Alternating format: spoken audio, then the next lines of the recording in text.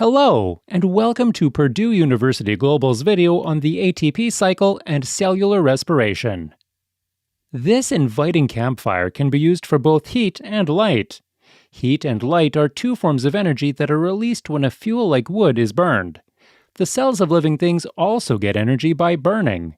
They burn glucose in a process called cellular respiration.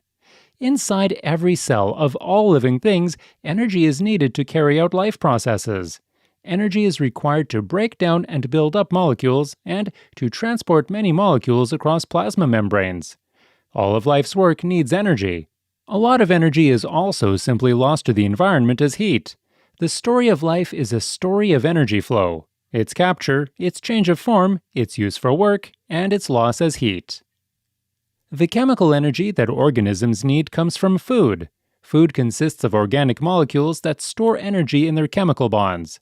Glucose is a simple carbohydrate with the chemical formula C6H12O6. It stores chemical energy in a concentrated, stable form. In your body, glucose is the form of energy that is carried in your blood and taken up by each of your trillions of cells. Cells do cellular respiration to extract energy from the bonds of glucose and other food molecules. Cells can store the extracted energy in the form of ATP, or adenosine triphosphate. Cellular respiration is the process by which living cells break down glucose molecules and release energy. The process is similar to burning, although it doesn't produce light or intense heat as a campfire does. This is because cellular respiration releases the energy in glucose slowly and in many small steps. It uses the energy released to form molecules of ATP, the energy-carrying molecules that cells use to power biochemical processes. In this way, cellular respiration is an example of energy coupling. Glucose is broken down in an exothermic reaction, and then the energy from this reaction powers the endothermic reaction of the formation of ATP. Cellular respiration involves many chemical reactions, but they can all be summed up with this chemical equation. C6H12O6 and 6O2 become 6CO2 and 6H2O chemical energy in ATP. In words, the equation shows that glucose, C6H12O6, and oxygen, O2, react to form carbon dioxide, CO2, and water, H2O, releasing energy in the process. Because oxygen is required for cellular respiration, it is an aerobic process. Cellular respiration occurs in the cells of all living things, both autotrophs and heterotrophs. All of them burn glucose to form ATP. The reactions of cellular respiration can be grouped into three stages: glycolysis, the Krebs cycle, also called the citric acid cycle, and electron transport. The first stage of cellular respiration is glycolysis, which happens in the cytosol of the cytoplasm.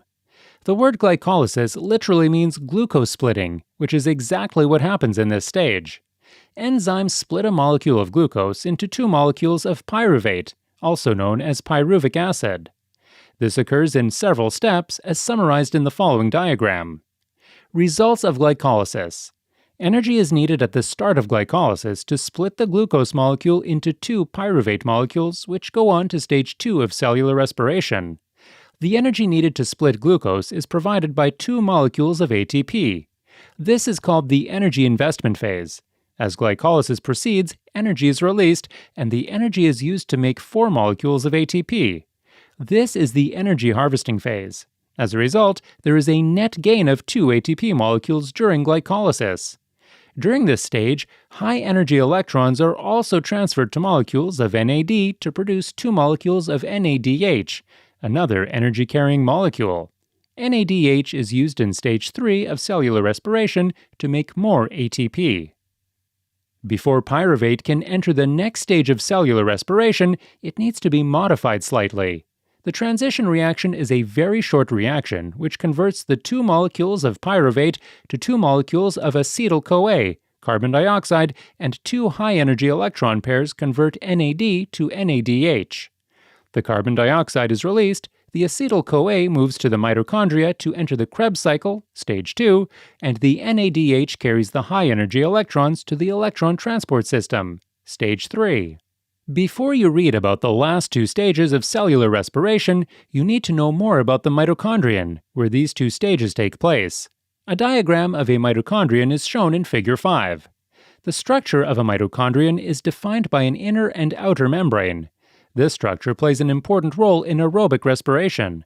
As you can see from the figure, a mitochondrion has an inner and outer membrane. The space between the inner and outer membrane is called the intermembrane space. The space enclosed by the inner membrane is called the matrix. The second stage of cellular respiration, the Krebs cycle, takes place in the matrix. The third stage, electron transport, happens on the inner membrane. Recall that glycolysis produces two molecules of pyruvate, or pyruvic acid, which are then converted to acetyl-CoA during the short transition reaction. These molecules enter the matrix of a mitochondrion, where they start the Krebs cycle, also known as the citric acid cycle. The reason this stage is considered a cycle is because a molecule called oxaloacetate is present at both the beginning and end of this reaction, and is used to break down the two molecules of acetyl-CoA. These two molecules of acetyl-CoA are converted to 4 molecules of carbon dioxide. The Krebs cycle itself actually begins when acetyl-CoA combines with a 4-carbon molecule called OAA, oxaloacetate. This produces citric acid, which has 6 carbon atoms. This is why the Krebs cycle is also called the citric acid cycle. After citric acid forms, it goes through a series of reactions that release energy. The energy is captured in molecules of NADH, ATP, and FADH2, another energy-carrying coenzyme. Carbon dioxide is also released as a waste product of these reactions. The final step of the Krebs cycle regenerates OAA, the molecule that began the Krebs cycle. This molecule is needed for the next turn through the cycle. 2 turns are needed because glycolysis produces 2 pyruvic acid molecules when it splits glucose. After glycolysis, transition reaction, and the Krebs cycle, the glucose molecule has been broken down completely. All 6 of its carbon atoms have combined with oxygen to form carbon dioxide. The energy from its chemical bonds has been stored in a total of 16 energy carrier molecules. These molecules are 4 ATP, 2 from glycolysis, 2 from Krebs cycle, 12 NADH, 2 from glycolysis, 2 from transition reaction, and 8 from Krebs cycle, 2 FADH2, both from the Krebs cycle. The events of cellular respiration up to this point are exergonic reactions. They are releasing energy that had been stored in the bonds of the glucose molecule.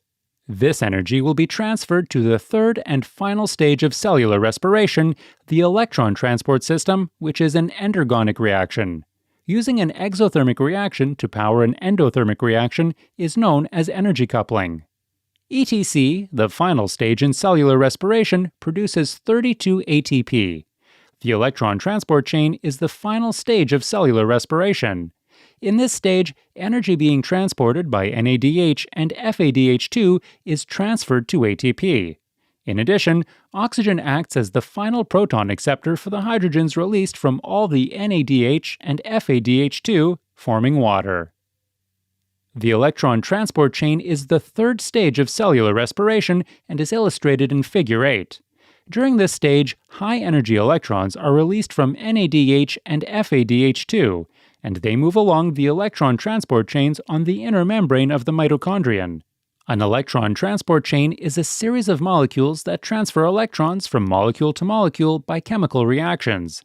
Some of the energy from the electrons is used to pump hydrogen ions, H, across the inner membrane, from the matrix into the intermembrane space.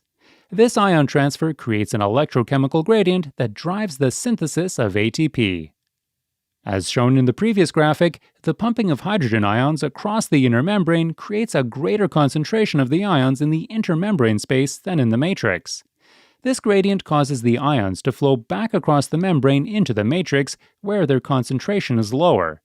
ATP synthase acts as a channel protein, helping the hydrogen ions cross the membrane.